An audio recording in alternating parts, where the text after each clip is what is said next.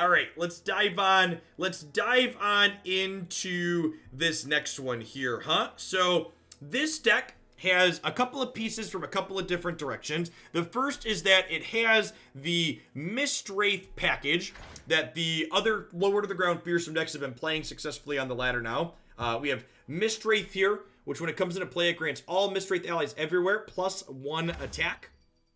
And then we've got Risen Mist, which burst speeds, summons a Mist Wraith. And then we've got Wraith Caller, which Allegiance summons a Mist Wraith. So one of the things that's really sweet about Wraith Caller is that this card specifically pairs very well with Vaults of Helia, because Wraith Caller is a 4-drop that we don't mind sacrificing through. So Vaults of Helia here, landmark card, hangs out on your bench there and does something every turn for us. Kills our most expensive ally to summon one from our deck that costs 1 more. So the idea is that we have things like Scribe of Sorrows and Wraith Caller at the bottom end of our curve that we don't mind sacrificing to vaults to trade up into bigger things.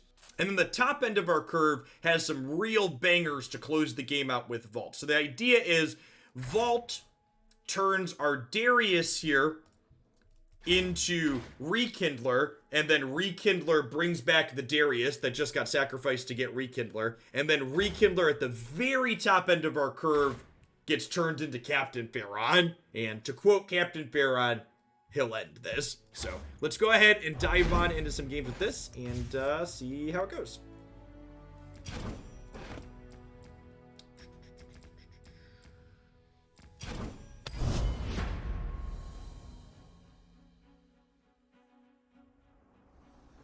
Wraith Caller used to also have Fearsome. That's gross. I definitely was not playing when that was a thing.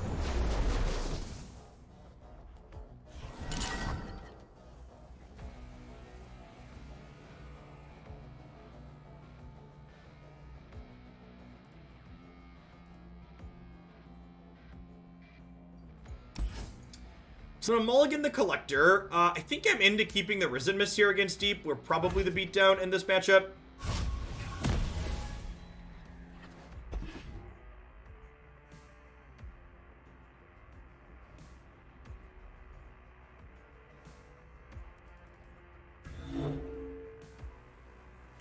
The Deep, for those not familiar, utilizes the mechanic where your things get bigger, or you get a special effect when your deck has 15 or fewer cards in it. So the opponent's deck is basically a self-deck destruction, self-mill deck. He's going to play cards that toss things, obliterate them from their deck so they can get down to that 15 or fewer card mark to make their sea monster scarier.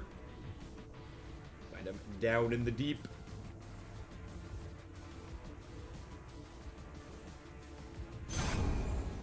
What does he want from me? What does he want?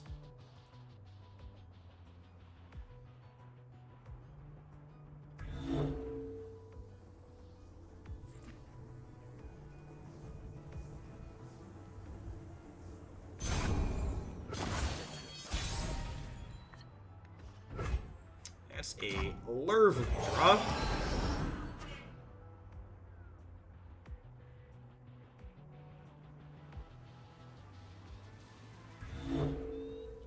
Our opponent disconnected here.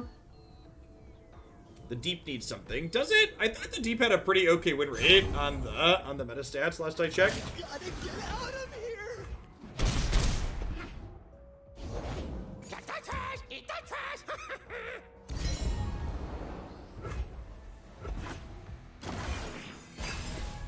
It's Bilgewater, Shadow Isle.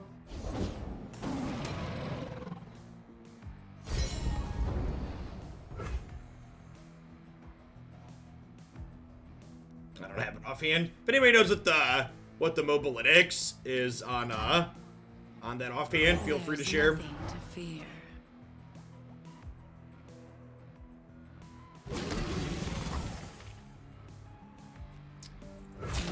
I'm just gonna trade here, and then next turn we'll Risen Mist into open attacks. So this is notably a burst spell, so this generates that mist into play right away and doesn't pass priority back.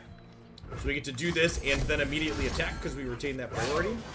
Good to get in for 7 here.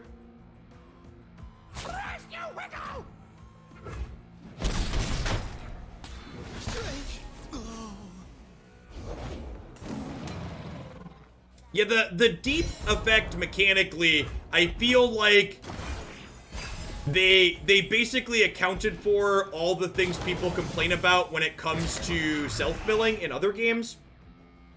Like, you don't hit your most powerful cards. It explicitly tosses from the bottom of the deck, so that way you don't feel bad like, oh, I tossed a card that I was going to draw and I needed.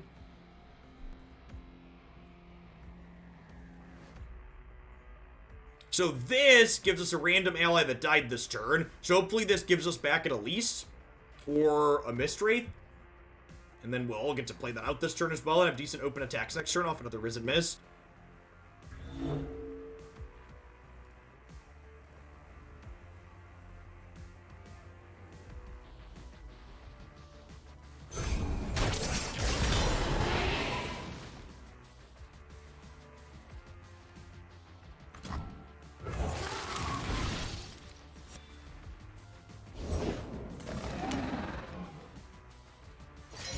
Correct. Yeah, this is won this game, and that was obviously the worst possible hit there.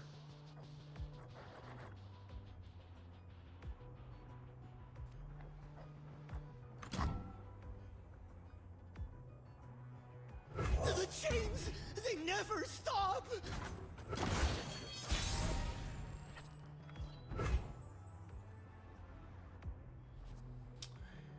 So that means we could go Wraithcaller and then Risen Mist attack right away. I'm kind of into that. So obviously they get a chance to deploy something here, but... Is that a sure? Do I want to hit them for 4 with this, or do I want to draw 4 cards? I think I want to draw 4 cards, huh?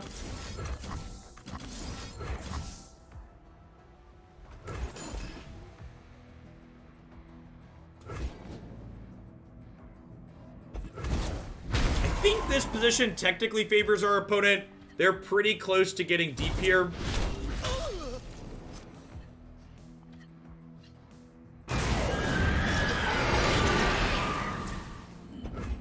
Really indicative of Flat Earth, yeah. Evening Fabricator.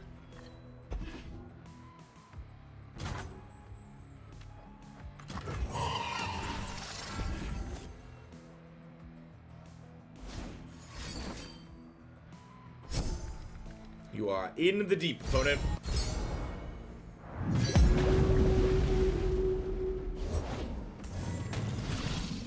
Oh, Glitterfish.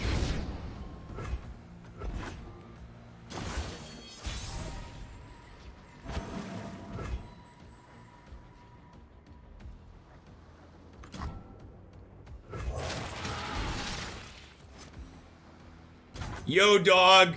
I heard you like Scribosaurus, so I gave you Scribosaurus with your Scribosaurus.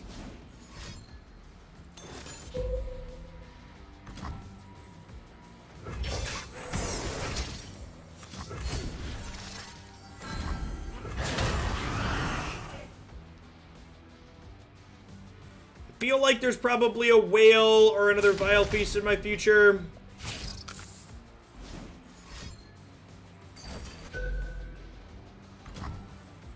Sure, so there's multiple versions of the Deep that have posted good win rates recently.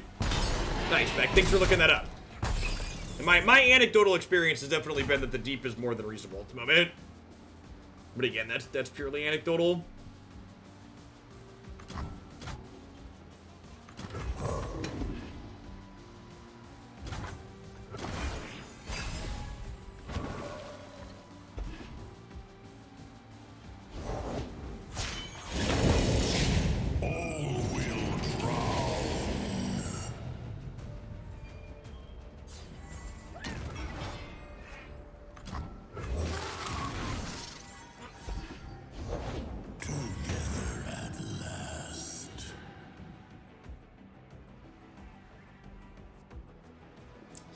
Pretty scary stuff, chat.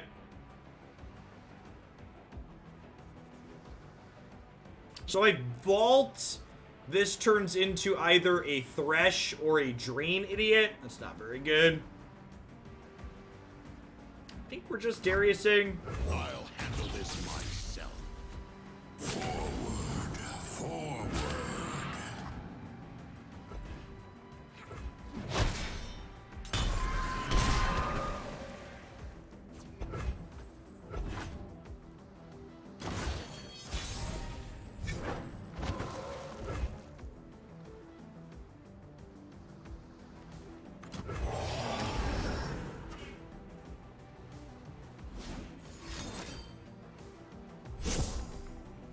Okay.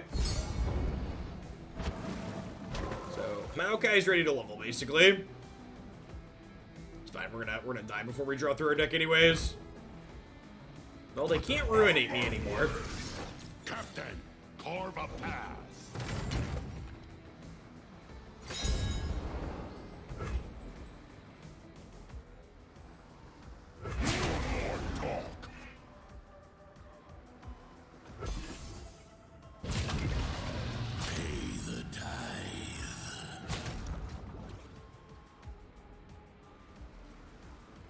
This attack just leaves us dead on the backswing, right? That's fine. I don't think we're cutting through this anyways. Their chunkers are just too big.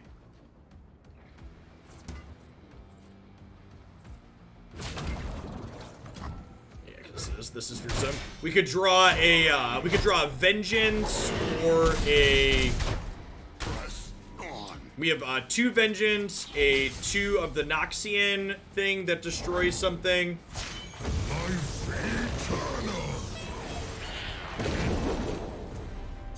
We can also draw our last Wraith Call to get a burst speed blocker that can block a fearsome.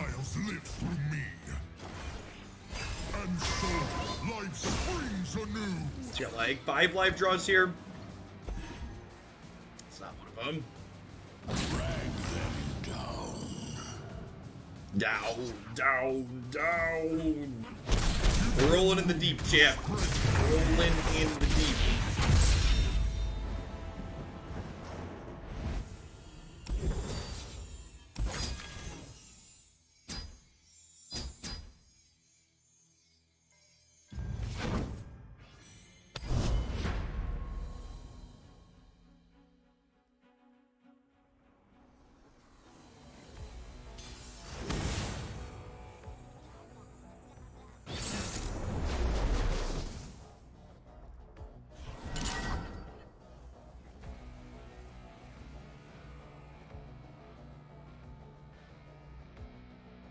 Thresh Lux. It's been a long time. Almost assuredly a control deck. Actually, if they're a control deck, Scribosaurs is probably worth keeping. It generates some good card advantage. Noise. Got some Wraith Callers. Hopefully, I get to see the Vaults do some work this game.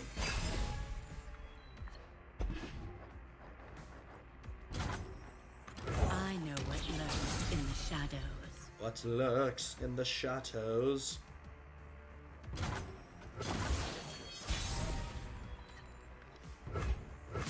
We could use a bite. Easy open attacks here.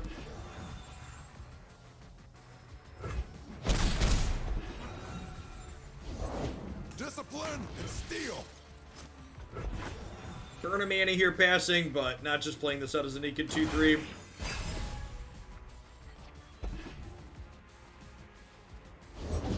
Alright, let's mess some folks up.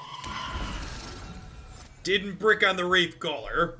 There's currently 5 or 6 Noxious cards in our deck. I forget, 5 or 6. Something like that.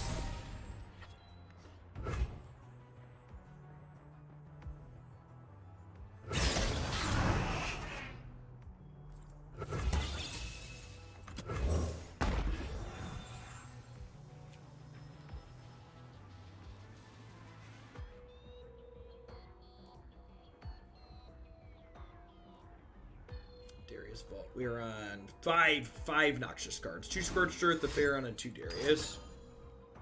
I think I really need to use that right now. Let's let this happen.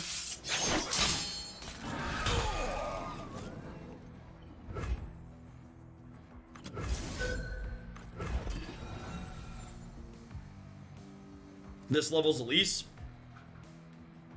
We should swing to clear board space. Maybe. One way or another.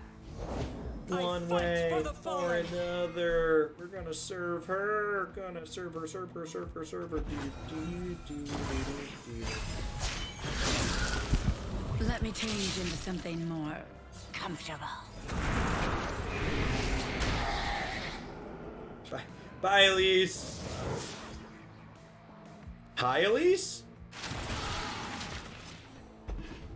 Nailed it. What delight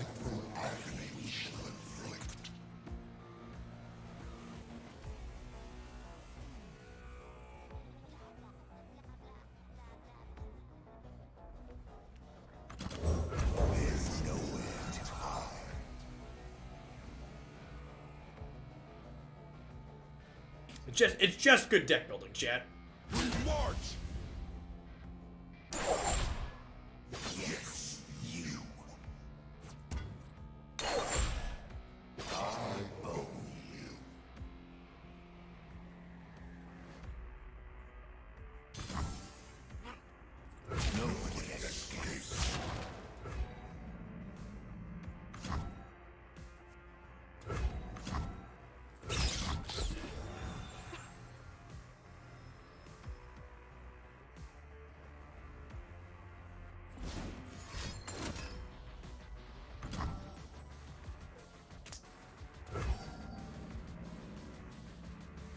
Are we in a sack to prevent lifelink kind of position? I don't know that we are.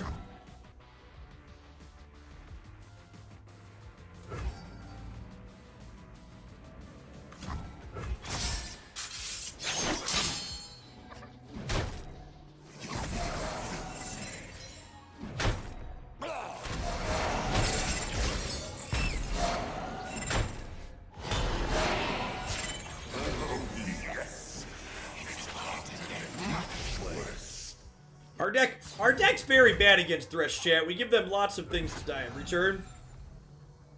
Yeah, it's only 3 life, like our opponents had 20.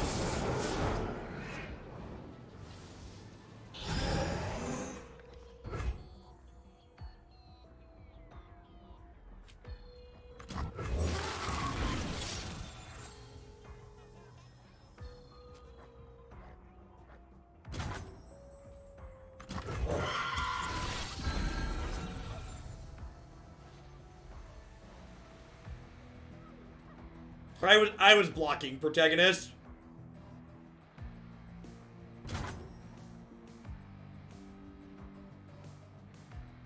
Evening, Lucos.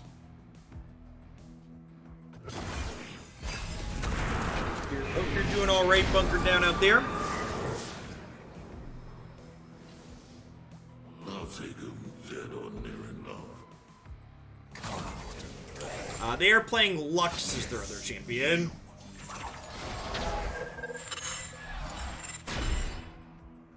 We can do this!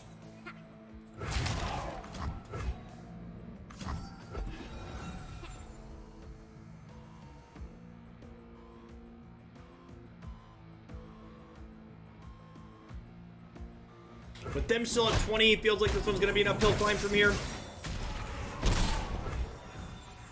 Like, this gets an Elise, which gets Captain Pharaon. I think I'd rather get the Collector down, right? And Collector turns into Darius.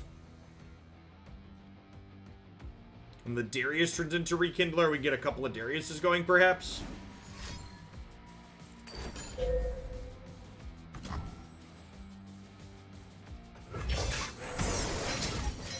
He's probably gonna start blasting real soon here. We need 4 more mana worth of spells to level Lux here.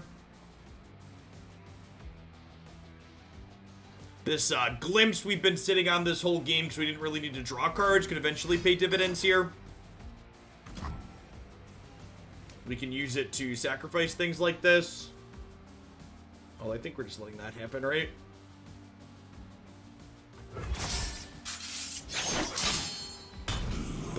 Opponent's control heavy deck has been managing our board very well, making our Vaults of Helia not be particularly useful, only getting cheaper cost things.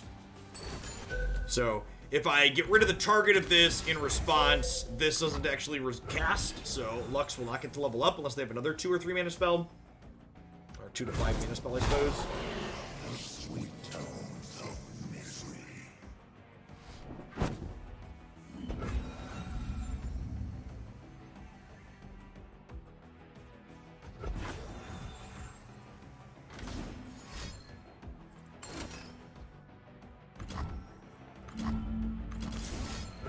And again, this will not get to resolve because we killed their thing in response, so they don't get to level this up.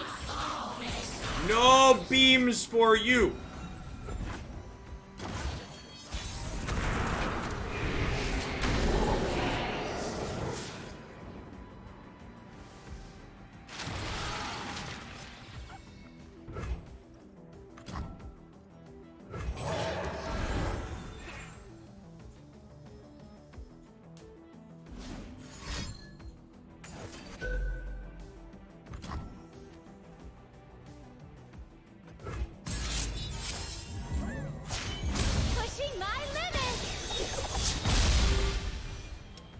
supposed to open on attacks there.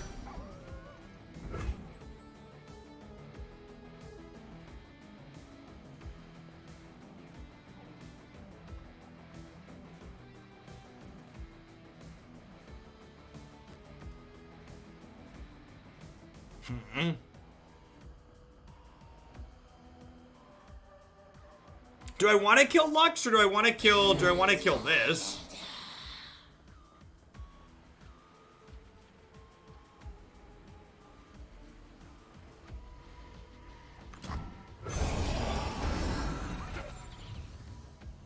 They are low on cards, and my health total's like kind of okay, and I've got some cards left over, like this Rekindler in my hands, a good bit of gas.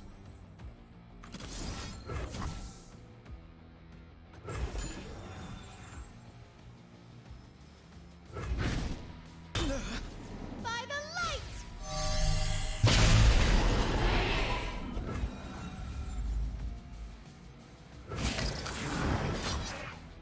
It might actually be wrong to attack in here, because if they have another Thresh, they could then play that other Thresh out.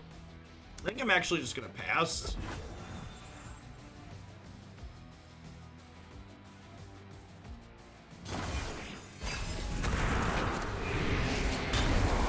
And this gets us a Wraithcaller.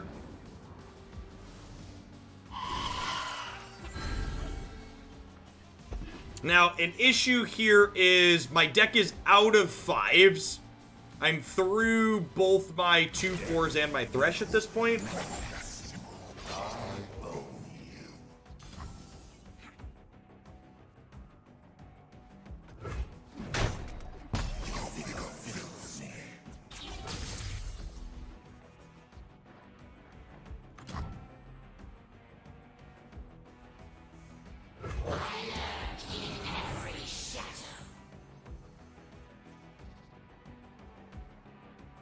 So, for people that aren't familiar with vaults, if there's not something in my deck to go get, it does not just kill my thing needlessly. So we'll hit end here. And then our round's just going to start. Nothing's going to happen.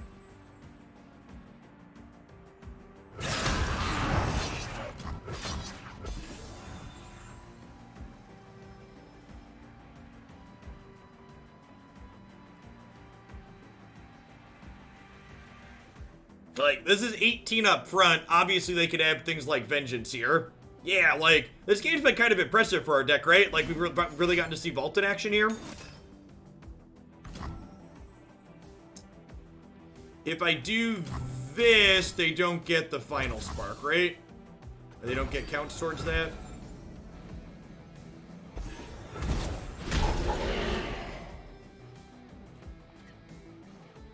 Okay, Risen Mists are good here. And like they're at 9 here, which seems like a lot, but this is gonna turn into a Captain Pharaoh next turn. We're gonna drop this, it's gonna get us an Elise. We each died, then found home. One candle for every So sun. unfortunately I've not had a Darius this game. But I do now get to get an 8/8 with as well. I'll end this. Okay, they're gonna have a second Lux here.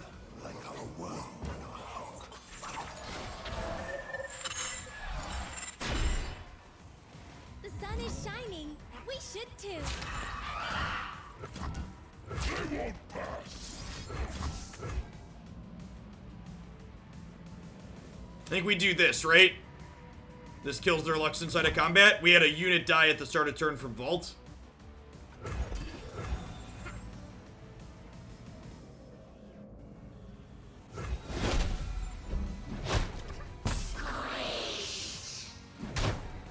I mean, even if they have a Radiant Guardian, we might be okay here, right? Because this Darius is going to level up. Witness true strength. Mine is the hand of Noxus. Virtue guides me.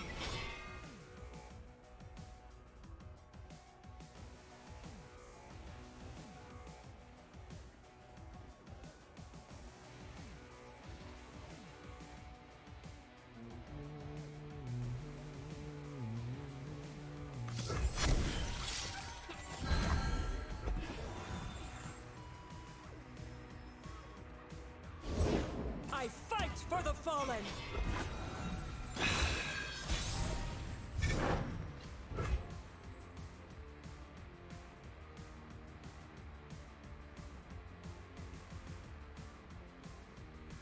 Okay, so I want the Overwhelm up front, so they have to put these up front, I think, so they can't block these with them.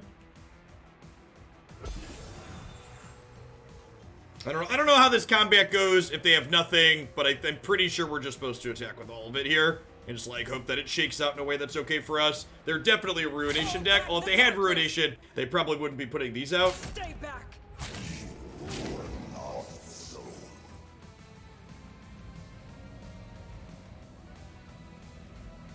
Jinx music is great for this. DDNX, thank you for the follow. I appreciate that.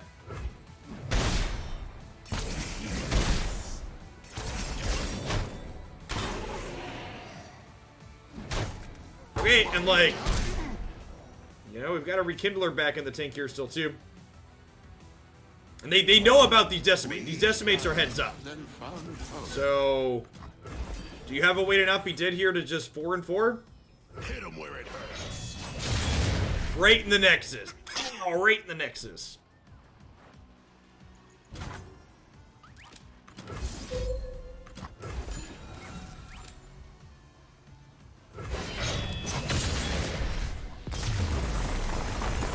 Captain Farron lives up to his tagline, chat. He will definitely end this. That was sweet. I don't know that our deck's amazing, but I'm glad we got to at least do the thing.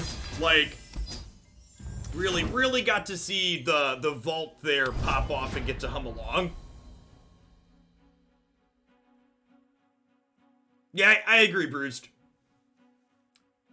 The 6, 7, 8 slots in this deck feels really powerful.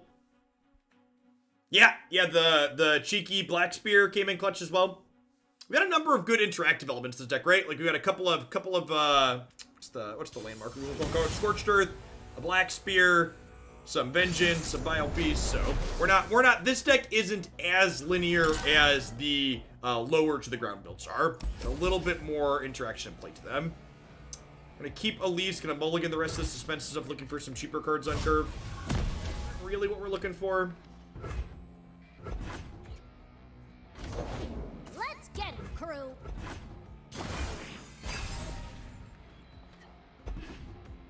Finger on the trigger. I pull the strings.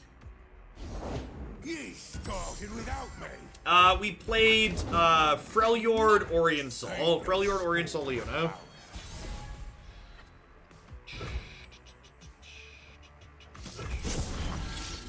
I think we're actually just passing here. I don't really want to attack either of these into this. Alright, and then they'll open attacks. We'll get to do this before blocks and block into both of these, which is nice. Bullet to the face. The upside of burst speed units.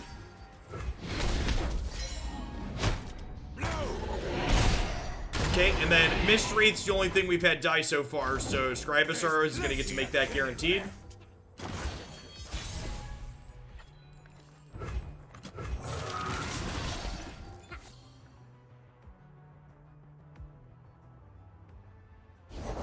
Fuse is lit.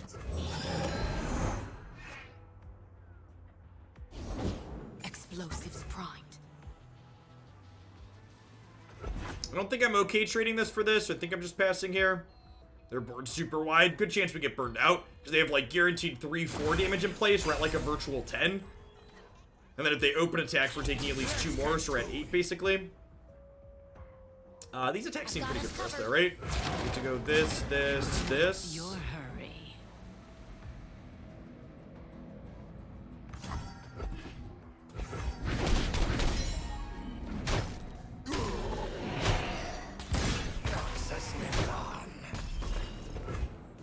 God, do I got a Black Spear one of these idiots? I think I got a Black Spear one of these idiots. Gotta go with the flow. Probably that one, actually.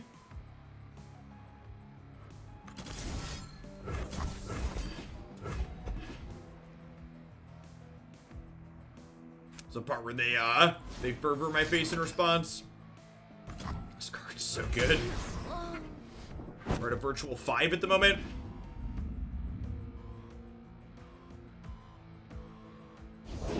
War Mason. Reporting. We're at a virtual 3. Dead to Decimate. Glory of Noxus. Dead to Noxian Fervor.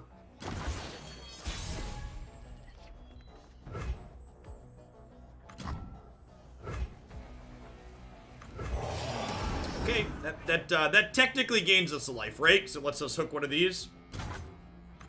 There's nowhere to hide.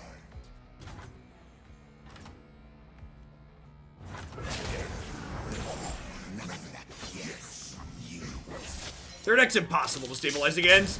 You have to be at like 11 plus to not get burned out. Ends here. Basically have to be racing them.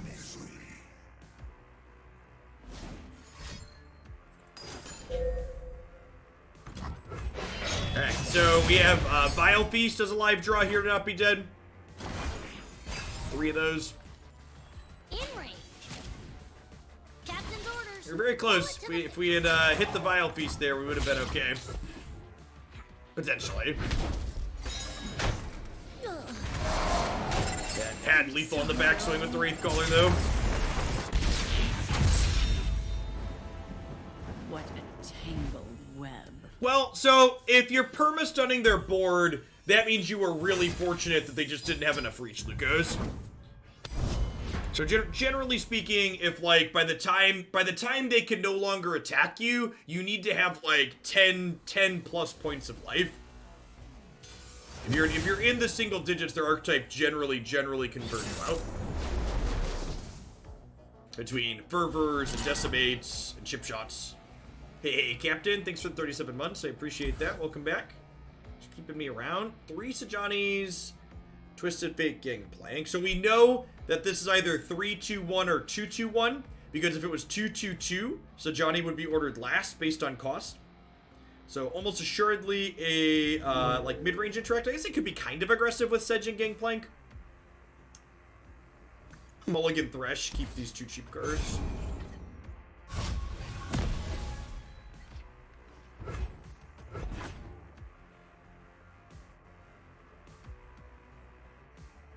What's going on, Ophelia?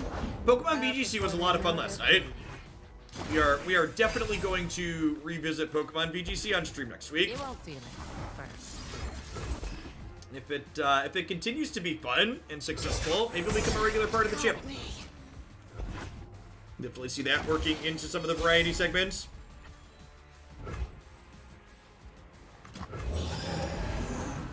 Yeah, the fact that you could just like load up random rental teams you find online and like play their ladder with like all you have to have is a Switch and Sword or Shield is like super appealing and accessible.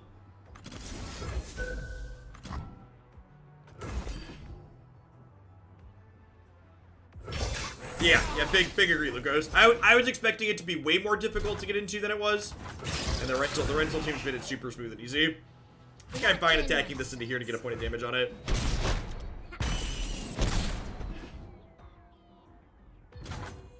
If you've never seen Pokemon VGC before and you want to check it out, there's a video up on my YouTube channel. Both a highlight and the full stream session. Yeah, I don't look at decks while streaming. Never saw me. You never saw me.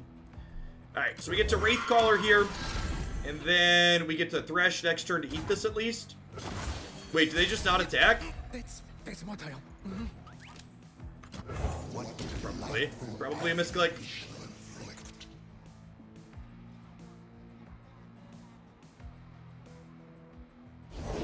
Deal me in. Dead in their tracks. Oh, that's got more power than Thresh. That's so good for us. That's so good for us, chat. I think I'd rather kill this than Twisted Fate.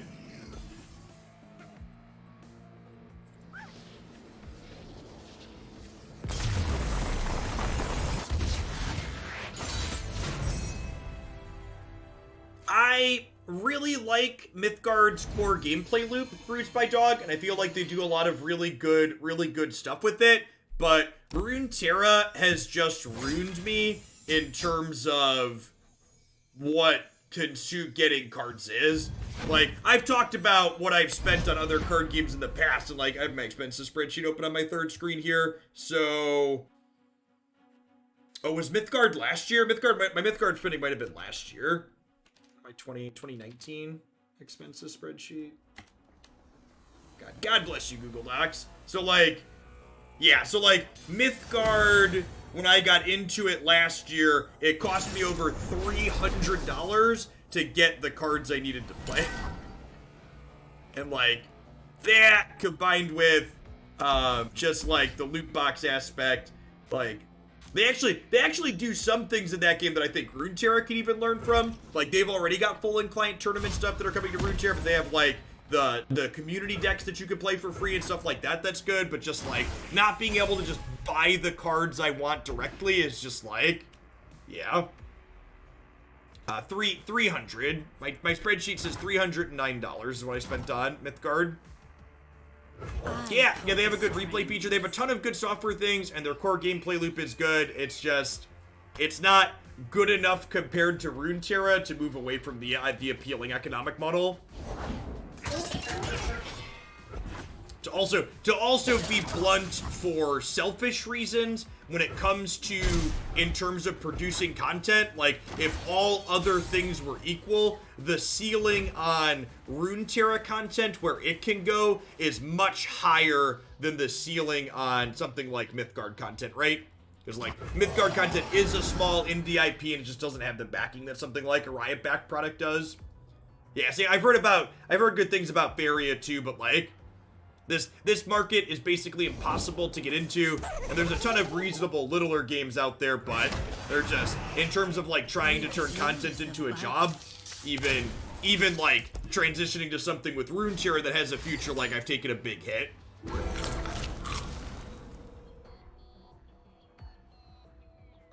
Well, they get to eat Elise now. They ate a Poro stack, and then they ate my Elise, chat. Opponent's deck is sweet. I've seen this archetype on the ladder. Or I've seen this archetype other people, but I've not played against so much on the ladder. It seems really neat.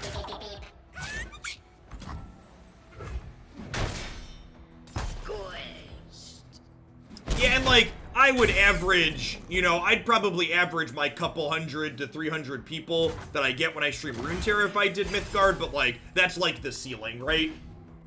Whereas, like, you know, in Runeterra, people like Swim and Mog, they, like, hit good numbers consistently, and if I put in the time, there's a chance my Runeterra content could grow to the point that it's comparable to, like, metrics that they see.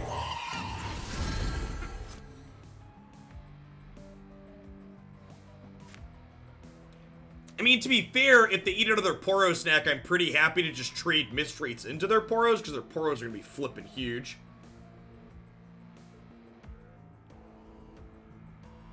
I mean, to be fair, when it comes to the digital space, Runeterra is only realistically competing with, like, Magic Arena and Hearthstone.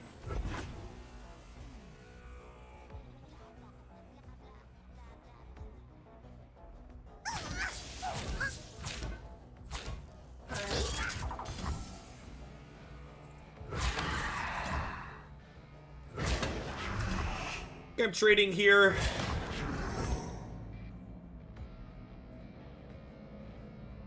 I think I need to assume a controlling role here.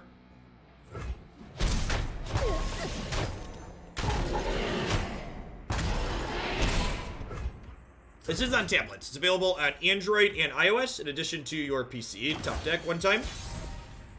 Game's a lot of fun. Doing a lot of things right, and it's a lot of fun. Alright, so I could play this, or I could double Mist Wraith. Same amount of mana. I think I want to get this down here, and then we'll Scorched Earth this to attack through.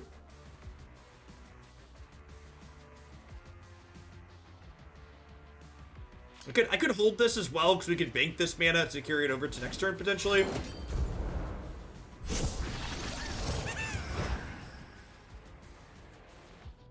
The mixture of both sunk cost and nostalgia. I think a lot of people underestimate how much nostalgia has them hooked in other games. It is a really big factor for a lot of people.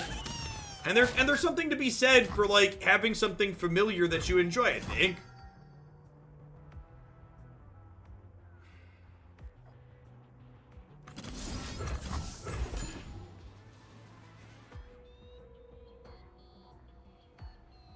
Yeah, honestly, I mean, like, Wizards has been super profitable in spite of the pandemic, but I think, like, even for myself included, like, the pandemic has definitely made me realize that, like, the biggest part of the best thing about Magic for me personally was always the people. And I don't know if I'll even go back to playing tournament Magic when all this is done, but, like, at the very least, you know, when we get to a post-plague world eventually, which fingers crossed we're gonna get to a post-plague world. Christy and I are definitely gonna make a point to travel a bit, I think. I'll handle this myself. Myself. What have I told you? Stay out of there.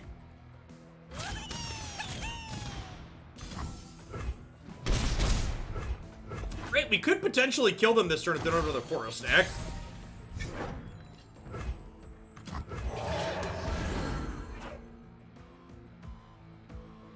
Yeah, and even like casual Magic, I've talked about that before. Like this giant shelf behind me, you can kind of make it out. Make my webcam big. This giant shelf behind me is all board games for reference. So like even once you know we can have people around again, we'll probably do more board games than anything.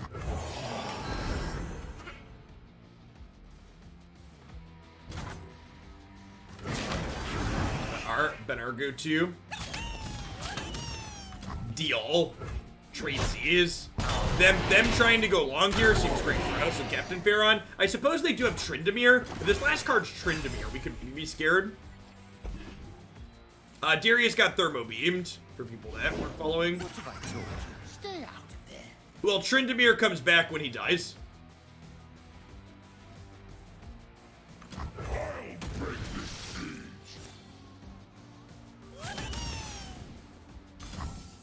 If you're someone who's trapped with other people that can play board games, by the way, these are my recommendations on board games. This is my first Runeterra stream since adding those transition elements. Added them the other night before we started doing Pokemon stuff. Spent the other day updating some stuff around the stream. So cleaned up some stuff on the website. Updated deck pricing to try and get some more deck submissions in. Have you met my pets? That's annoying, because, like, now I don't want to attack with... I guess I really didn't want to attack with Elise anyways. Because they have the 3/3.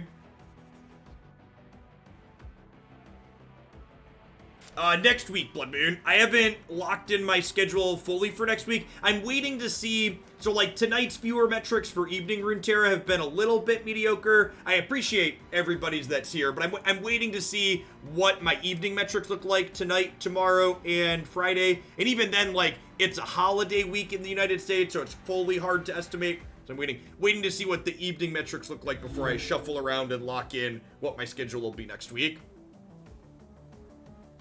Yeah, I don't know. Like, to a degree, Lucos, like, a lot of people aren't going anywhere, right? Yeah, I'm a very data-driven individual.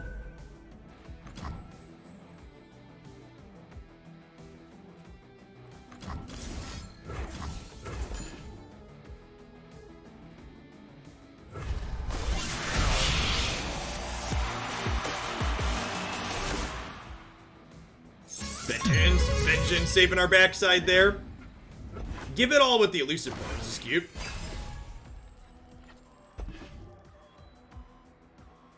Have some 2/5s.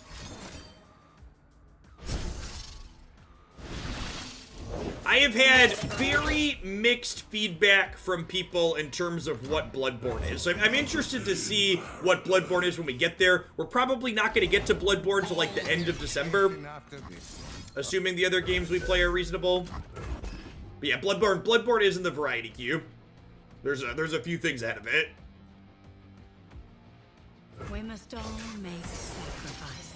We've got, we're gonna finish Deus Ex. We're gonna play, Infamous Second Son is on the list. We're gonna start Witcher 3.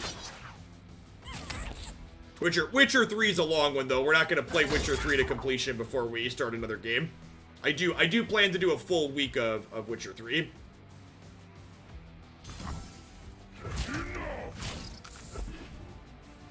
Yeah, so, like, and this is why I'm interested to see the feedback that makes for people that don't understand why I turned down Demon Souls. My understanding is that Demon Souls is a game that does not have checkpoints. Even the checkpoints are far apart in Demon Souls. So, like, it's not that I mind games where you die or have to get good and practice at them. The thing that I hate that Demon Souls does specifically is when you die in Demon Souls, it makes you rerun 10 to 15 minutes worth of shit depending on where you die at to get back to where you were. I'm told the run back in Bloodborne is much less obnoxious than it is in Demon Souls. And that's the part I hate. The tedious run back is what turns me off. Now we feast. So, like, I don't mind having to, like, mechanically master combat. Like, that's fun and challenging.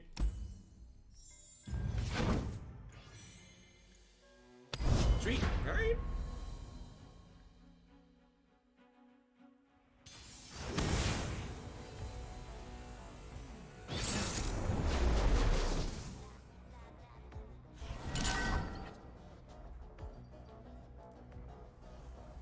I'm not even talking about multiple playthroughs of the game when I say run back. I mean, like, when you die at a boss, you then have to replay through all the minions to get back to that boss, and it takes a while.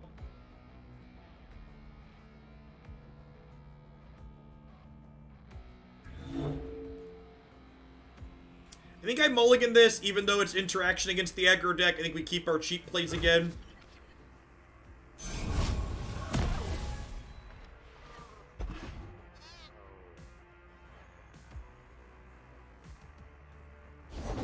I'll burn for what I've done.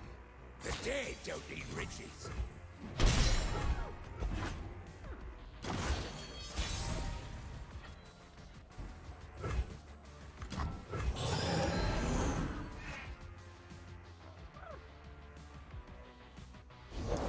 Coming in hot! I think this is a matchup where we definitely want to trade early and often. I'm explicitly not going to attack in here because I drew this Black Spear. So if they attacked and traded, if I attacked and they traded, I wouldn't be able to trigger Black Spear. Whereas here, if they open on attacks, I can block this and then kill this.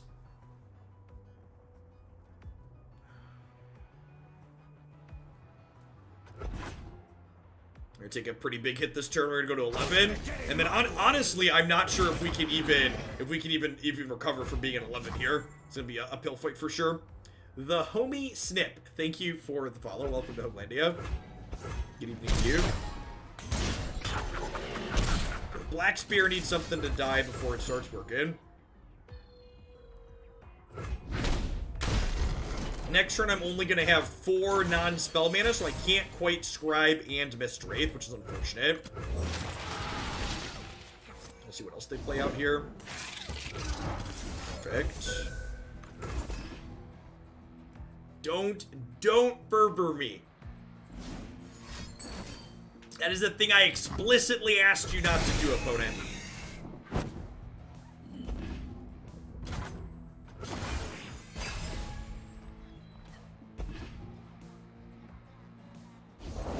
Neither the flames nor the depths can claim me, Captain. Our pirate aggro matchup doesn't seem very good with this deck.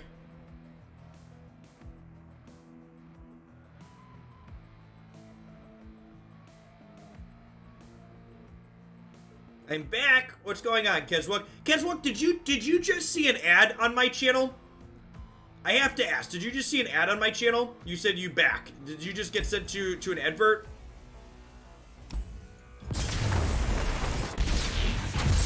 Or are you referring to I'm back from this morning? Because my Twitch dashboard just said something about adverts, but I definitely did not just play an advert, so it shouldn't have. You did, and you didn't just join the stream, right? You've been watching, and you got an advertisement just like in the middle of the game.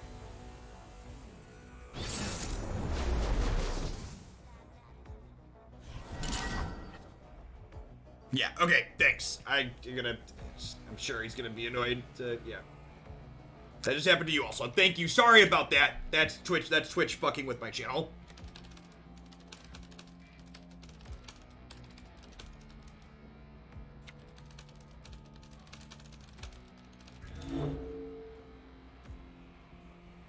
That explains why I keep randomly having viewer counts drop off after we pop up, because it's probably running fucking mid-rolls and people leave when mid-rolls run. That's really annoying. The chains, they never stop. I gotta get out of here.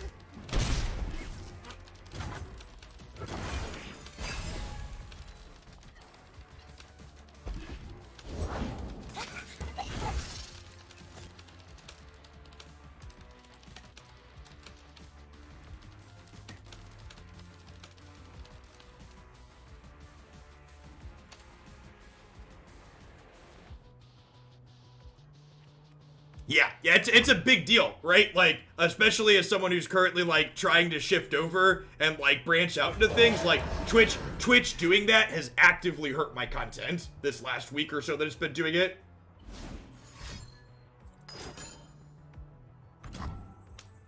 Yeah, well, make sure, because, like, people rightfully leave channels when you get a mid-roll ad in the middle of gameplay. It's why you shouldn't have ads in the middle of gameplay.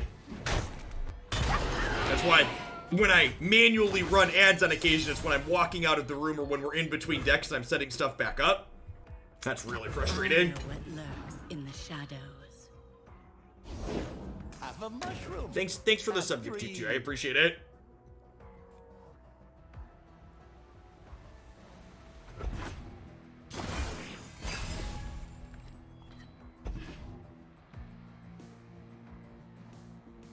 Yeah.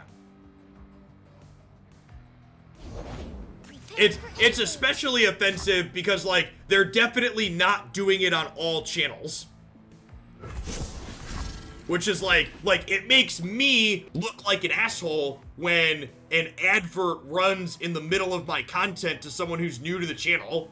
Like, if I'm being honest, if I didn't know there was an issue and someone ran an ad in the middle of the stream, like, over their content, I'd change their channel, because there's plenty of people that don't do that. Like, that's super frustrating. Like, people that have left because that happened are, like, super right to have left, because that's shitty. You shouldn't do that.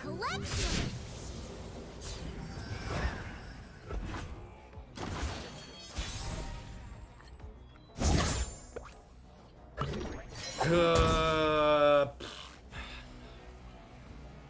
we playing this now and hoping to hit Mist Wraith? I could play this and hope to hit a Mist Wraith, or we could just play this guaranteed. Not having a way to kill this and this being elusive, we're gonna get beat down pretty quick. I suppose I could play this, and then this lets Elise attack in. Mystical levitation requires concentration.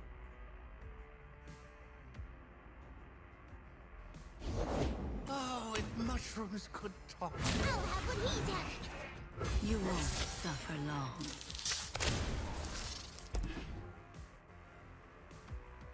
Would a mushroom help?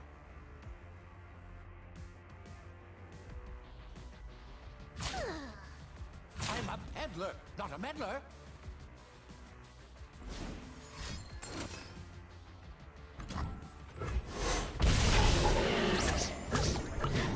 Nah, that's content suicide, Wanderer. Twitch Prime makes people too much money.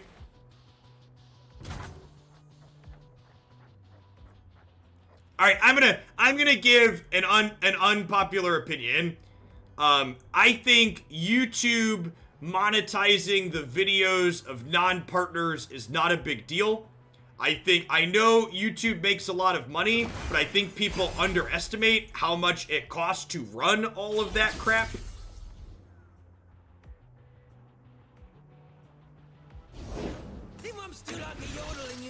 Also, a non-YouTube partner getting ads is very different than random mid-roll ads, because that's something that's happening everywhere, whereas Twitch is currently just doing it to my channel because of some stupid beta they put me in that I didn't request to be in. Mine is the hand of Noxus.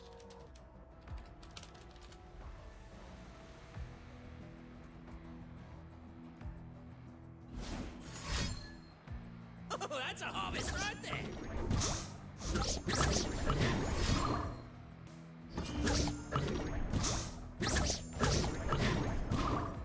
Runaway bike! Adventure starts with mushrooms.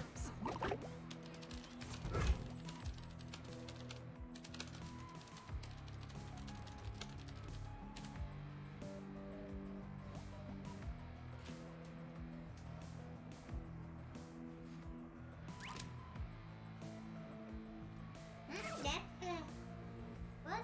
Sticker up there.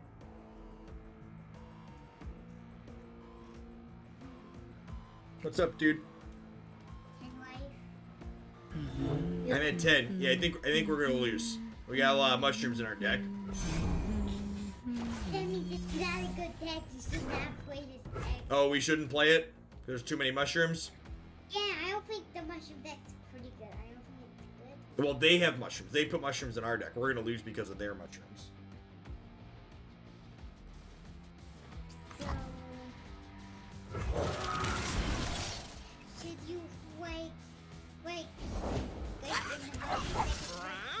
should you make honor card from their deck and just go to your deck? Yeah, they put mushrooms into my deck.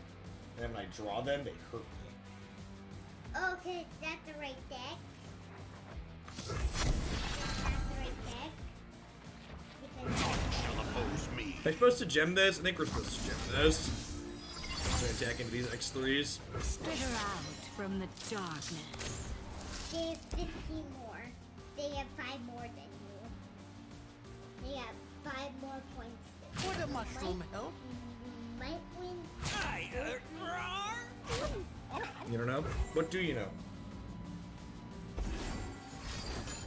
The heal.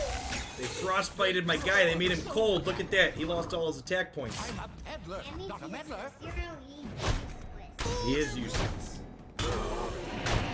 What died as you lived? 1 health, 0 health. There are 92 mushrooms in my deck. through all. That means I have to start and you're gonna die then because you only have 10 low. If we draw 10 of them, we could die. Run Yep. along. And when this little demon hits me, he puts another 90 puff caps in my deck. Look, I took 4 or 5. Oof. Whoop! Armed and ready. So every time you that guy attacks, you put mushrooms in your deck. Yep. See, 2 times. Multiplies puff. The battle is lost. We did but lose. The war This is rages defeat. on. You have to say that these part, you guys know because you're both different like, blue, win, red, lose.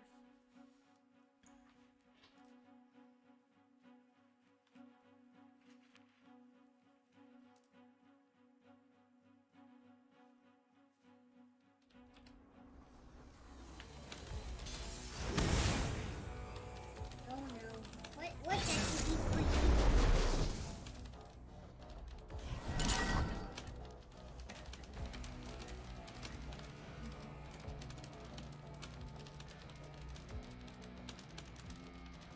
Then you serve 20 points. Daddy, what deck is he playing? Is he playing the mushroom deck? They are not. They're playing the Spider Gohard deck. Oh, mine was playing that. Playing that deck, but the spider deck, but this is a different one, like has the spider deck and like a different deck in it. It is. Yep. It's a different combination of spider cards. 2 decks in 1. I'll burn I for think all it's 2 decks time. in 1. The chains, It's 2 they decks in never 1. stop. The dead don't What deck are you using? I am playing a vault deck. Just leave me alone! That, I play this card called Vaults. I'm gonna go ahead and block here against their 2/1 because it gets that one. this is called the rocket deck because there's a rocket field for this deck. Oh, well, the rocket's just a picture. I just I have know the what picture. lurks in the shadows. I blocked with my 1/1 there because that drops the damage on here, and then when my Elise attacks in this turn, they don't get a free block on the spider. Got a pretty good last breath unit here with the Grenadier. We could use a bite. So you might just one-shot that guy, but because you have free health, could you one-shot him because you shoot him and he only has 1 health? Oh. Some health because he has no guys out. He has theory like no guys out. Wait a second. Kind of looks like you're playing the spider deck and a different deck. I see I some do spider have spiders. Yeah, this is Elise. She Go likes on, then. spiders, and then eventually she turns into the spider queen. I think that's the strongest. It is one of the strongest spiders. You're right. Coming in hot!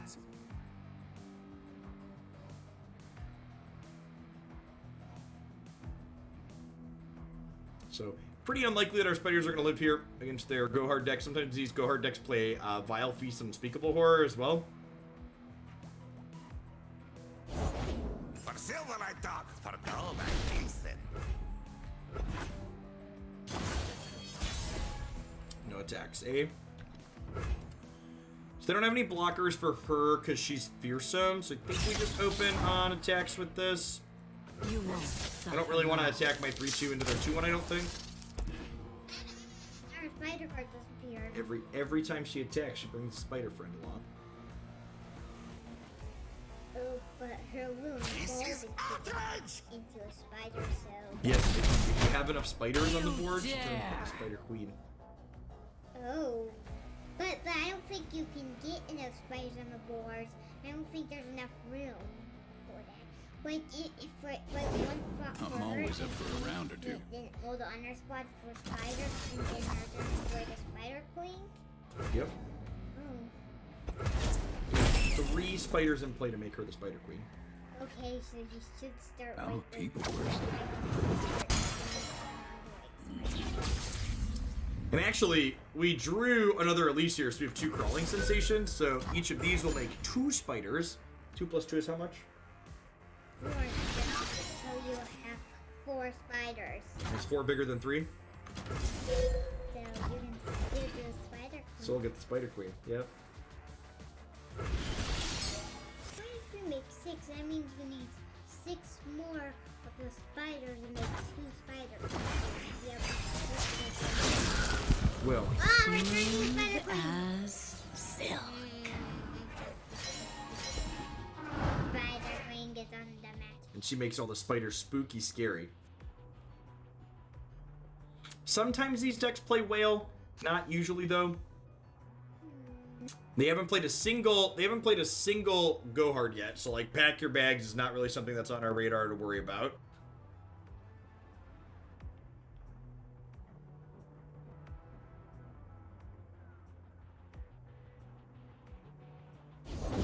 Didn't know the box had said for ye. Don't know much, do ya?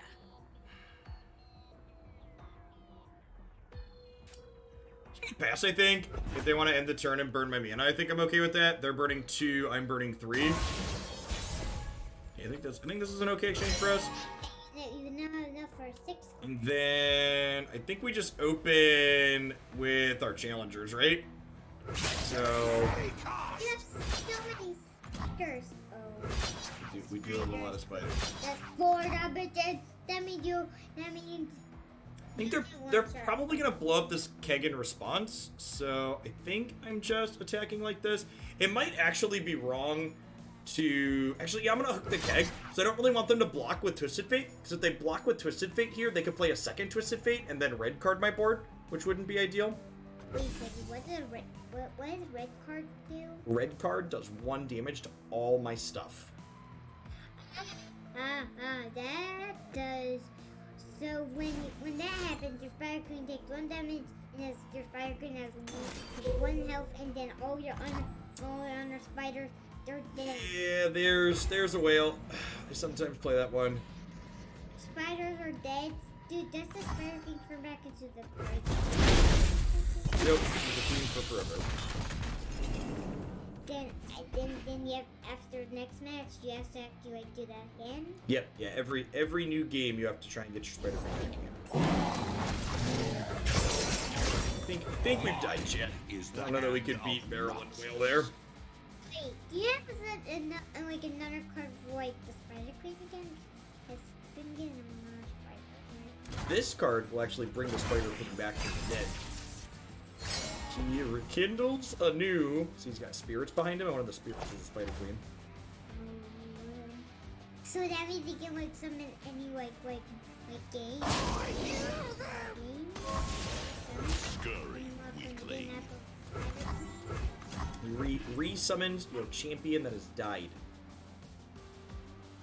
So spider queen's not really that. Wait, that's the champion. That's 6 damage. We burn, then kindle anew. So they no longer have a fearsome blocker here, which is relevant. So like next turn I get to like Dub's Risen Mist to open and then attack. And then this is spooky and these are spooky, so they could level Darius and we could have it kill next turn, assuming they have nothing. Like magic cards.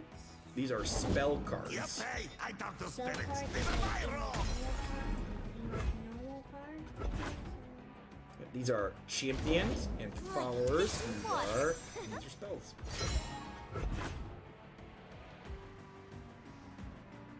Spider Queen's back out. Thrag Life, thank you for the follow. I appreciate that. As long as that guy can play, does the Spider Queen just keep spawning or something? I haven't played any Mist Wraiths yet this game. That's boop. I thought we'd played some. Apparently not. I'm not gonna attack with this because again, I don't really want to kill their Twisted Fate if I can avoid it. I mean, this is theoretically lethal. Assuming the opponent has stone cold nothing, they're dead here. So obviously, Vengeance, Whale, lots of things mess our plan up here. So the strength monster. Are they about to level Twisted Fate? Oh, that's. Now this game's heating up. So now, if they can, The monster. Twisted Fate gets to block now, which means Darius doesn't level up. So after the fate is played, so it just turns into a monster. He's bigger. He's got special cards he plays now. It is scary, and it notably is no longer scared of our fearsomes. And if they have 2 burst or fast speed cards here, I guess they need 3 to stun this. But yeah, they have to chump with this at least. They have to trade, or they're dead. Easy. And then now they survive because Elise not hitting them means that Darius doesn't level up until after he deals damage. There is assistant. Yeah, that's not good enough. You're still dead. Second, so that guy has 6 damage will level up. So you do more damage. So this is still lethal because these level Darius and then Darius overwhelms for 8. So they have to if they put this here, these will trade and then Darius will trade here. Wait, so what does Wait, wait, do I get to press OK? Are they dead? Did they just mess up? Soak it in. here and then just keep All right. Well, the opponent forgot to use the eye, and in their defense, they were running well on time. But oh, they timed out. Okay, I didn't see that. I didn't see their timer run out. Yeah. Boom! You won! We have done well. Ha! Boom! This is proud. Boom, baby.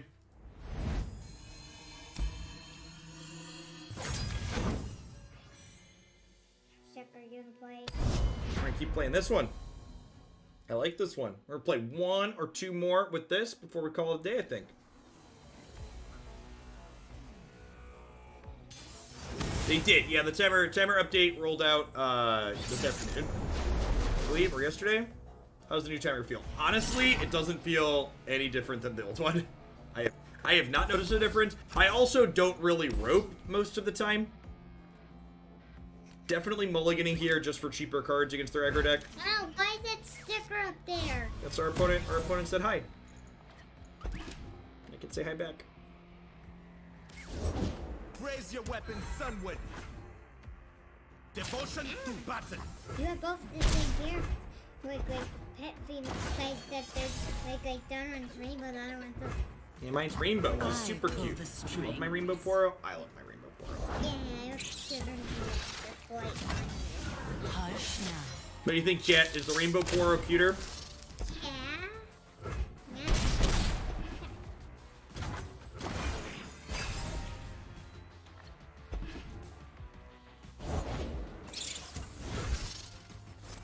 Okay, so You don't have any more spreads. I think we go ahead and just Vile Feast here, so that way if they have an attack, I have an extra blocker here. A tribute to the spider god. Yeah, as someone who plays at a good pace, I haven't noticed any difference with the timer update, so it's probably a fine update. So that's a burst speed spell, so we can attack right away here. It's a bite. None of these can block any of these. Free spiders, I mean... The guilty. Hey, have a good one, Maka Art. Oh, you get spider queen? Well, our spiders are gonna die here, so I'm only gonna have one spider. So. Getting the spider queen's actually kind of rare. We were very lucky to find her last game. That's a large gentleman. Yeah, he's very strong. He has so much damage. He can one-shot all of your monsters. He can, in fact, one-shot all of our monsters. That is an accurate assessment, Declan Scott. Size health on his team, though. He has more health than the other monsters, too. He has 2 health on his team. Of course.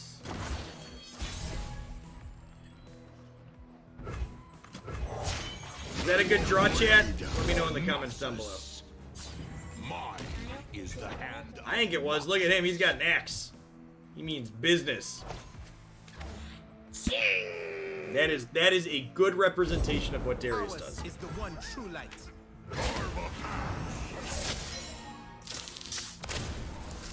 Top deck hero. Do do do No do do mercy for do. heretics. Chat likes your commentary. They think you're pretty smart. Your guy does. That guy does You more must than get by any of these this guy first. can I damage. think we're probably gonna get stunned here, I imagine. 10 damage. 10 damage. 10 damage. Hey chat, how do you feel about a lethal glimpse beyond, chat? How does lethal glimpse beyond make you feel? Does it make you feel things? Here's what I know. It's 10 damage.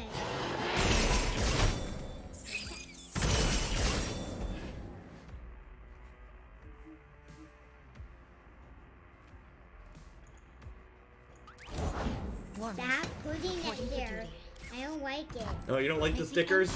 No. You're a salty little monster. The stickers are fun, Declan. No, they're not. No, they were.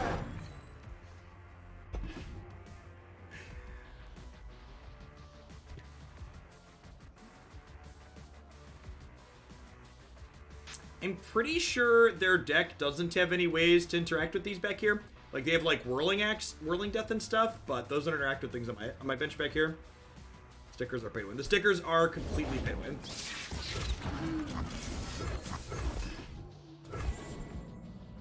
Goodbye, friend. So young. Got him by this much.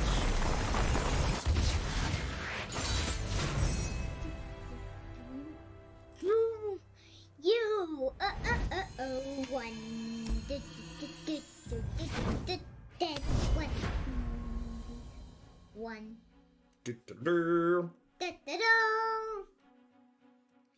That is the winner. Winner, chicken dinner.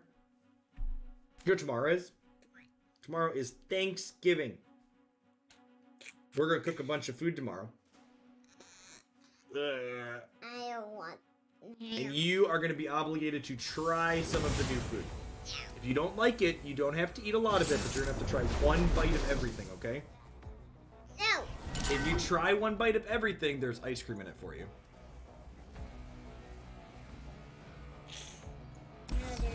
There definitely is. There is still rainbow ice cream in the fridge. You've almost killed that tub, but it's still got some in it.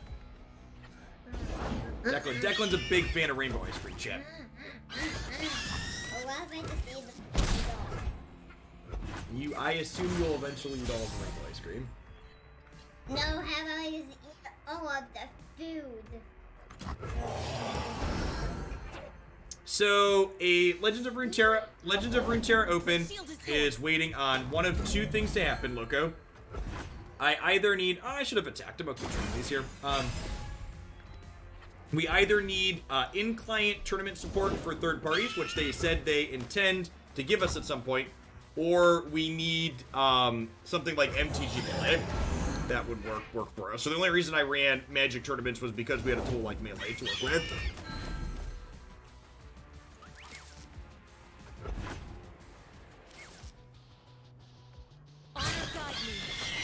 Alright, so we're gonna shooty bang bang this one. Actually, you know, maybe I should have shooty bang banged this before they attacked, so that way I could have a blocker to keep this back. The fake turkey for tomorrow, you just eat sides. I forget exactly what Christy has planned.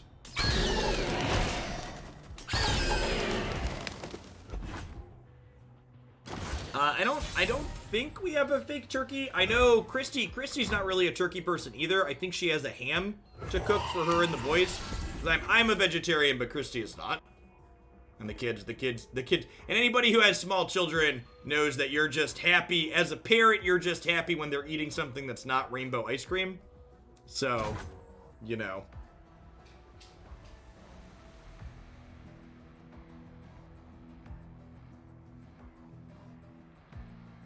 The best here. Feels like they could have a riposte, and I'd rather get Thresh down before we start trading on board.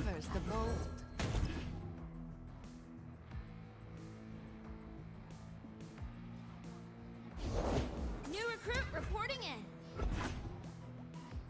Protect and strike.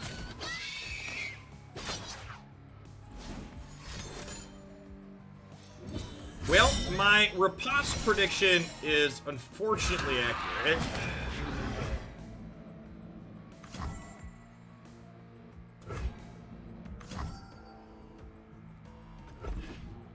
Love ya.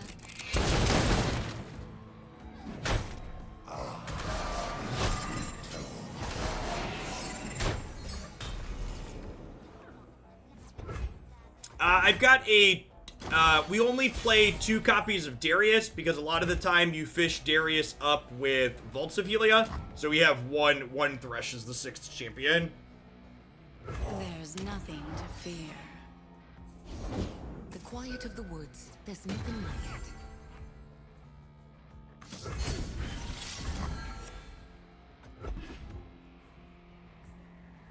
Well, at least we're not getting rallied this turn. Misfortune is still 3 attacks from leveling. This is currently getting us back in Elise.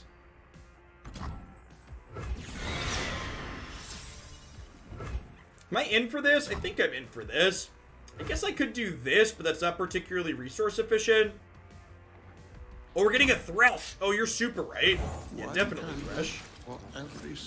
Forgot, we were just talking about Thresh dying. For the glory of Demacia! Their pride will cost them. Well, poop.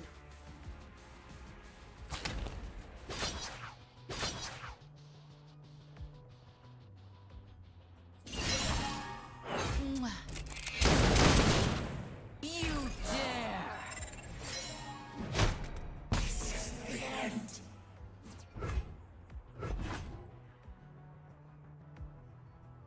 Hold nothing back. Set sail. Yeah, we just hook all of our stuff here, and then we take 8 down to 3. And this is 1 attack from leveling.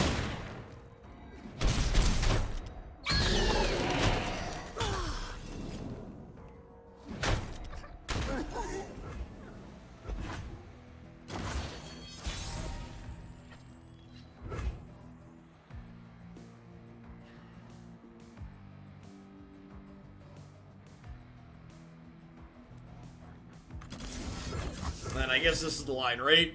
We kill this and then hope to draw another vengeance for when they open attacks next turn. I'll be damned.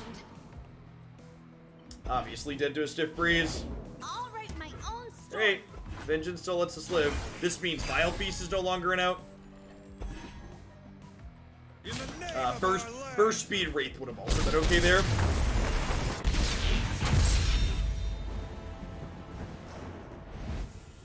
Actually, Lucas, vengeance is comparable to murder, which is 3 mana. Doomblade is 2.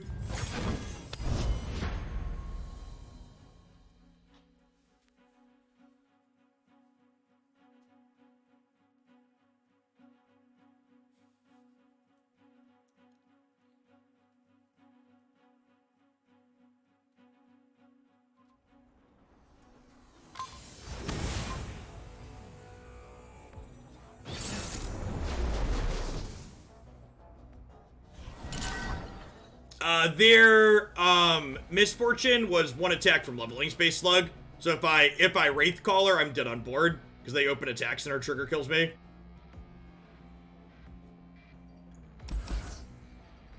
I'm mulligan these looking for cheaper plays here, I think.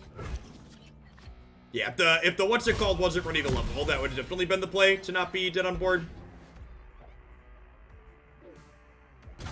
But with misfortune, ready to go to 4. Unfortunately not. This isn't a terrible pickup. Means that if they Ezreal and kill this next turn, I can Black Spear him. And Vengeance sees more play than murder. Yep. Yeah, the spell banking system in this game is just like so elegant. The mana banking system, I mean, makes those more expensive spells way more reasonable.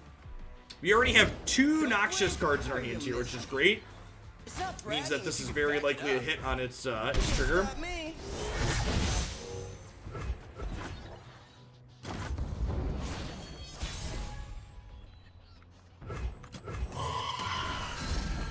Nice, nice. 2 bodies for the price of 1.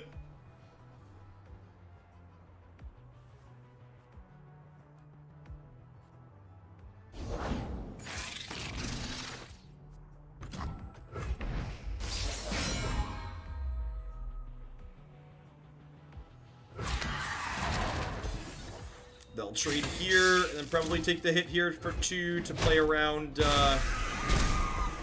Vile Feast. They want to get damage on this if they can avoid it. Sounds dangerous. I'm in. Nailed it. I'm gonna pass here. They'll Mystic Shot here, we'll draw, and then we'll Black Spear.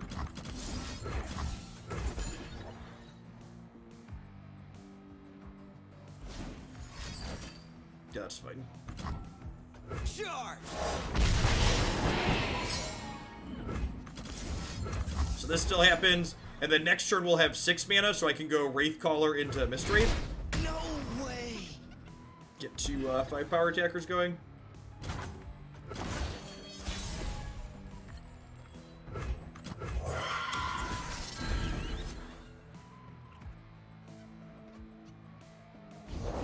Put on me mask, secure me tail, stop the day. Put on your mask, secure your tail, start your day. Great pandemic advice from the ever lovely Chumpwump. He knows what's up, chat.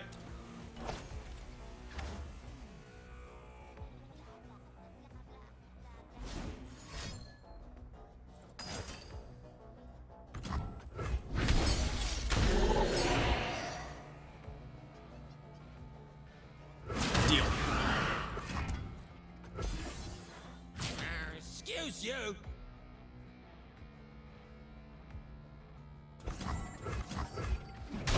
Yeah, definitely Violet Journey. Persistent damage is a huge quality of life upgrade. Makes the gameplay play out in a way that's more enjoyable a lot of the time, I think. So we slam this Fat Mamma Jamma down, and then we untap and slam this one, and then hopefully this overwhelms to level this. Mine is the hand of Noxus. I'm so good, I surprise myself. The world's a big place. That's got see a all of it. big viewer jump from somewhere. Someone must have just signed off. Welcome to everybody coming over to the channel from an auto host. We're hanging out playing some Legends of Runeterra this evening. Riot's all digital card game based on the League of Legends IP.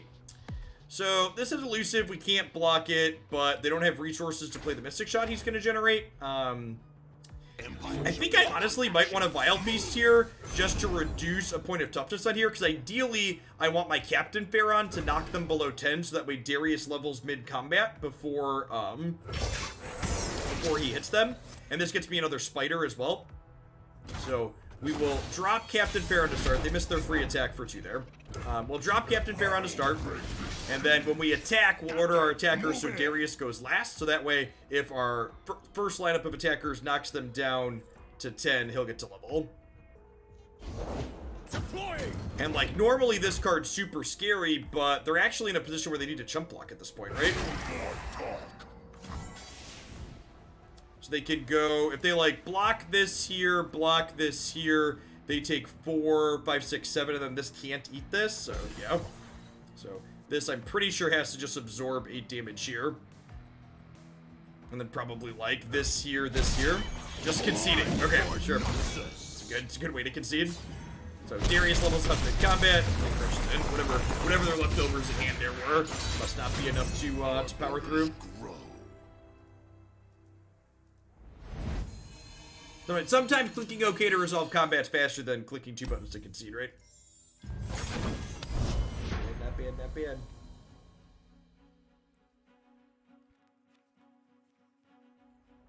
Dying is in fact an option. It's always an option.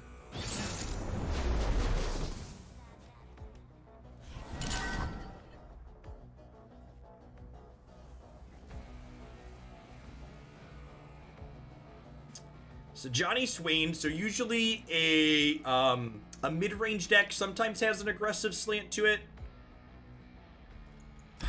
I don't want Scribe in the opener. I want to get things that can die first. Keeping Warden Spray to start seems fine. Glimpse to pair with it can draw some cards to get some action going on. This is perfect. So we've got 1, 2, bank some spell mana on 3 for this, and then Wraithcaller on 4. We can drag 3 mana across turns with the spell mana bank, so not doing anything on 3 is pretty reasonable because it saves those up.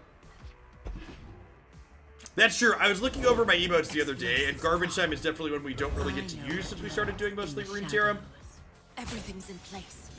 It is a beautiful emote, but Runeterra just doesn't have you sit there and wait for your opponent to die or wait for them to kill you. The Legion Saboteurs would imply here that the opponent's deck is a little bit more aggressive on the mid-rangey aspect like we suspected. I'm gonna go ahead and start by attacking here with this. Could obviously deploy like the Shark here, but 1, I'd rather bank spell mana this turn, and 2, I don't want them to deploy a blocker, I don't think. So this mana won't go unused. We'll get to save it up here. Entry, interesting. So it draws them a champion card.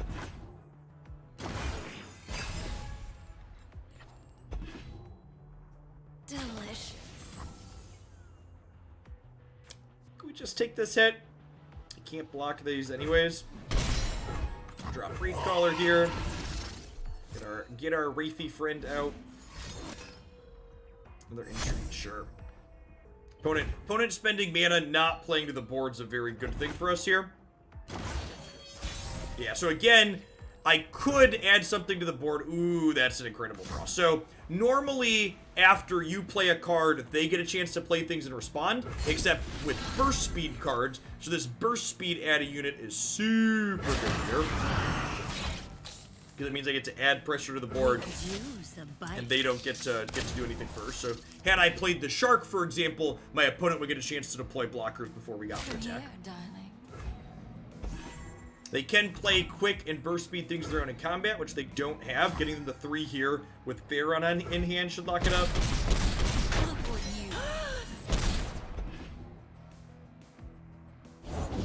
The feud for the many.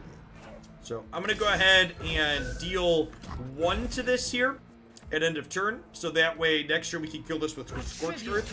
It kills a damaged unit.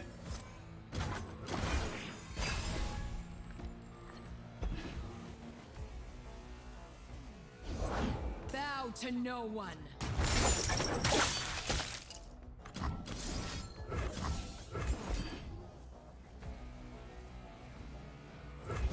So Johnny's gonna eat my Mist Wraith, and then we can Vaults, and Vaults will turn my 4-drop into either Thresh or a Drain Monster. Yeah, we played a lot of aggressive matchups so far, Leprechauns, tonight. We had a game that's definitely going to be one of my highlighted games where we played against Lux Thresh Control. Vaults is like a late game value engine, basically, and we've mostly been playing pseudo-aggressive mirror matches. So, like, this is a way for our aggressive deck to go long. Skitter out from the Ladder's been moderately aggressive this evening.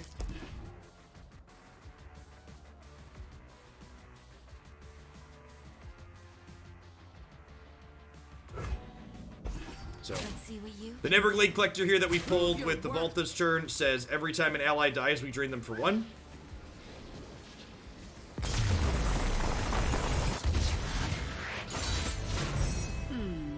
Some of us are only human. Only human. Oh, Elise. I'll do one more. I'm enjoying this deck. The fearsome aggro core has been good. Hopefully we can find a control deck for the last one and try and get Vaults to do a thing before we call the session. Thanks for everybody for it out. If there's any new viewers dropping in from whatever host that was, I wonder if it was Day9 that signed off. He auto-hosts us sometimes. Welcome to the channel. I stream full-time here on Twitch. I do a ton of Legends of Runeterra, is a strategy card game. I also do a lot of single-player, story-driven narrative stuff, as well as some other turn-based strategy games. Ashe to Johnny. So, same region combination, different champions than before. So, Ashe is a Frostbite-based champion, so I expect their deck makeup to be a little bit different than the previous opponent. That seems fine. Got ones and twos, looking for cheap things to start.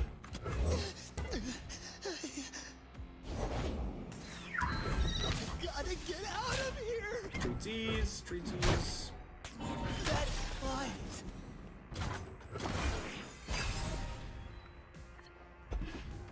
This is a pretty good matchup to the thing. You think so? Their deck's mid-range-ish, but they closed the game out pretty quickly. For glory. Wait, did they just not? Alright, damn.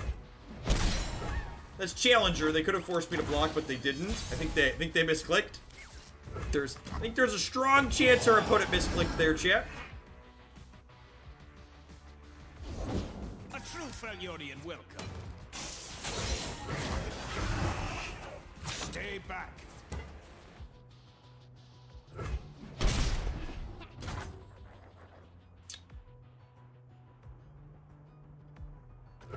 I'm gonna make this mana for now. Mage Seeker Conservator's not doing a whole lot. I will unite the Freljord.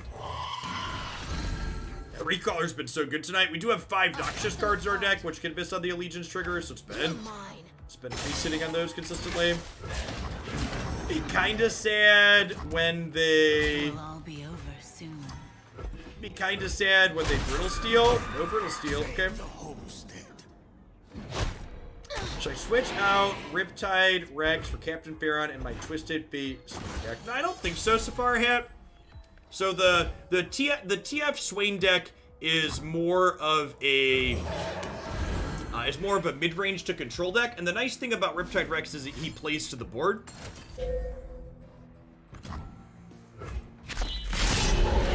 Well, it's a real shame we didn't have the burst speed spell there to just completely savage them. I guess I'm just doing this at this point, huh? Just getting rid of their challenger. Remember me. I'm not sure who's a favorite here at this point. So we've got Bolt Darius, and the board's empty. So haven't played this matchup before. Not sure who's going to be more favorite as we go into the late game here.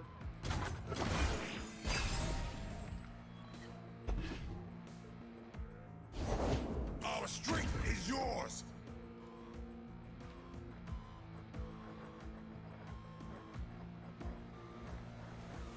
It's a shame I don't have enough mana to do both of these.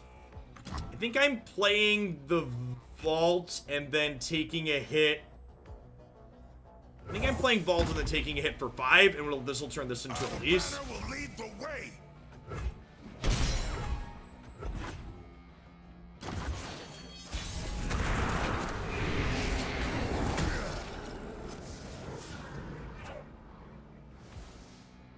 There's nothing to fear. Okay, so Darius gets the 7 drop, so I think that's the play. Myself. And then we can Wraith Caller into Mist Wraith. This sets us up to have a Darius plus a Captain Pharaon next turn.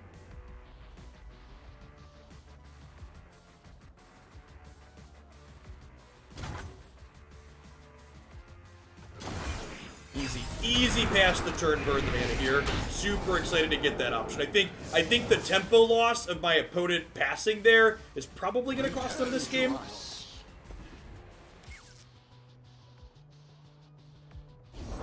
I need just a moment. I got excited for a minute. Like, this is usually a 5-1. Forgot about that. Oh, no. Only the finest Yikes.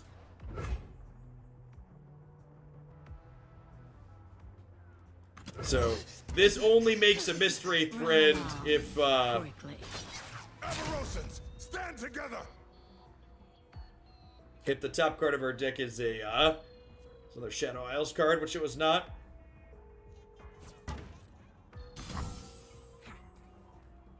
Just leave me alone! Easy jump block here.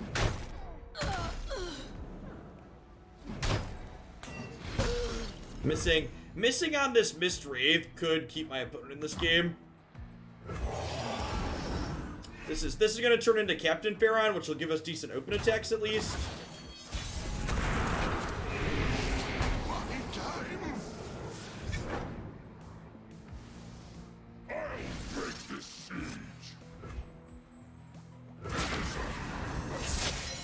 So again, want to attack before I play anything, because if I play anything, it gives my opponent the chance to deploy more blockers.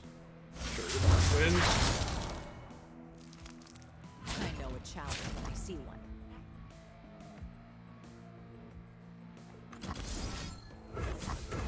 I'm gonna kill this and keep my Elise alive, I think. Help me in.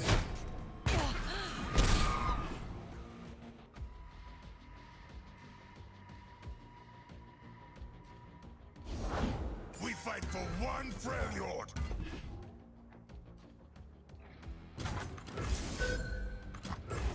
And now there is no 9-drop in the deck. So this will not sacrifice Captain Pharaon because there's nothing to get back out. The question is, am I at a spot where I want to overwrite the vault? It might be, I don't know. We'll see what they do.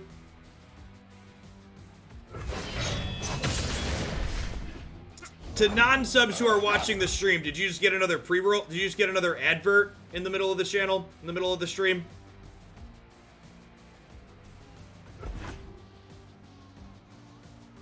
Because my dashboard just played a message that would imply there was an advert, Brian. No? Okay. Weird. I have no idea what it's doing then.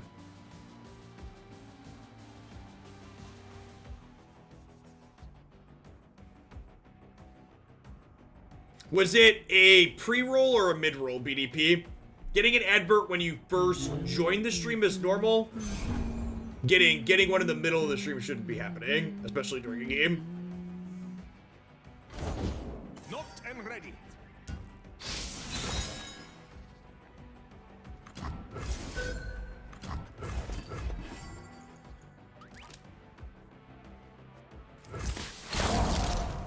So this frostbites all their Dorkos, which means these can't strike, which means Captain Pharaon gets to live.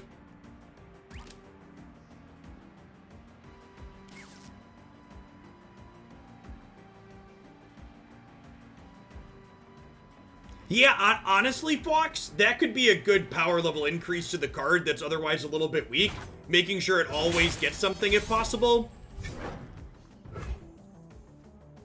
I think that's actually a really sweet idea. How do we get that card? It was generated by our Mage Seeker Consortium. We did Hearthstone a little bit. Had some good random number generation. Leaving so soon. Leaving so soon.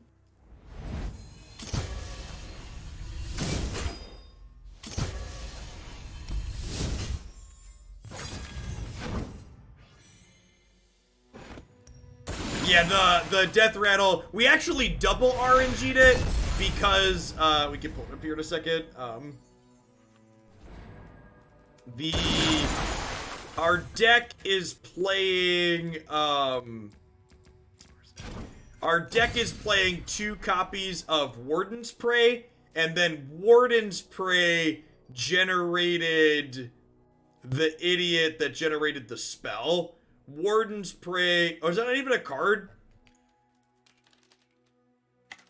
The Death Cry, what is it called? Last Breath? Death Cry is probably a different game. It's a Demacia card, right?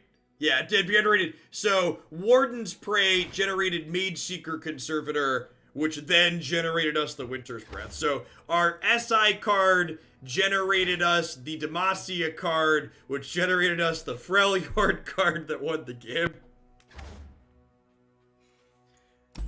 Not bad. Not bad. .jpg. So overall thoughts on what this was doing. Our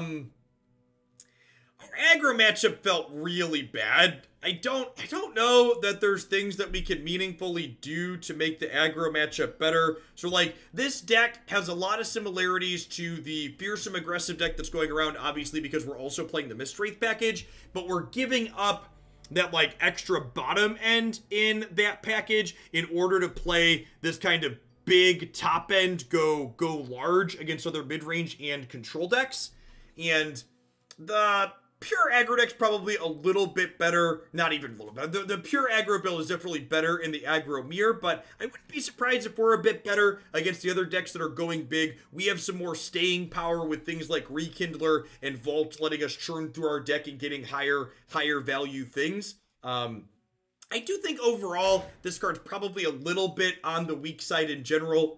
One thing that's like a really big deal is like landmarks taking up a space on your bench is huge. Being down a unit, both attacking and blocking, is a really big deal. And one of the definitely most difficult things to do with this deck is your bench management, like figuring out when you're supposed to be overwriting this, even sometimes when you're supposed to skip playing it out. Because like one thing of note is like Risen Mist, for example, literally just doesn't work if your bench is full. It's not like a normal unit where you can overwrite a unit in play that's just like tries to summon something but can't. So yeah. All right, I think